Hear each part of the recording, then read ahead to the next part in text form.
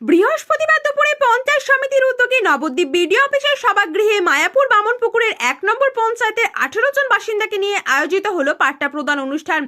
পাট্টা প্রদান অনুষ্ঠানে উপভোক্তাদের হাতে পাট্টার কাগজপত্র তুলে দিলেন বিধায়ক পুন্ডিরা কাক্ষ সাহা সহ অন্যান্যরা।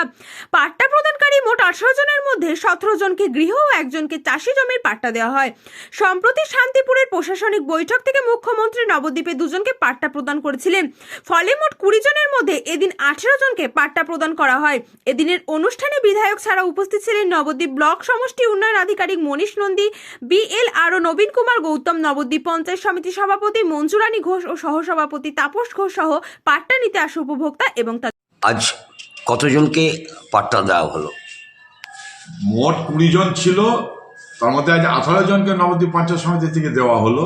আর শান্তিপুরে যে প্রশাসনিক মিটিং করেছিল মাননীয় মুখ্যমন্ত্রী মমতা ব্যানার্জি, ওই মিটিং থেকে 2 জনকে পাট্টা দেওয়া হয়েছিল। মোট 20 জন। মোট 20 জন। আজকে যারা 18 জন পেলেন তাদের মধ্যে 17 জন হচ্ছে ডোমেস্টিক অ্যান্ড একজন হচ্ছে কৃষি। মোট 18 জন আজকে পেলেন। 18 জন। এটা কোন পঞ্চায়েত? মায়াপুর বামনপুকুর 1 নম্বর পঞ্চায়েত। 1 নম্বর পঞ্চায়েত। আমরা বিগত দিনে এক দিনে 700, 800, 1500 পর্যন্ত একদিনে পাট্টা প্রদান করেছি, সে রেকর্ডও আছে। আমরা এখনো খাস জমি যারা আছে, সরকারের জমিতে যারা চাষাবাদ করছে বা নিরাশ্রয় যাদের ভূমি নেই, তারা যদি কোনো খাস জমিতে তারা বসবাস করলে পারে, তারা এসে দরখাস্ত করুক।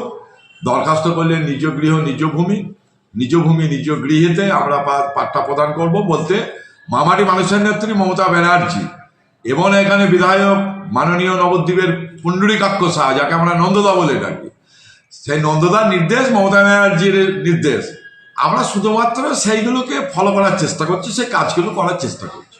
আমার নাম তাপস ঘোষ, নবদ্বীপ পঞ্চায়েত সমিতির সহকারী সভাপতি।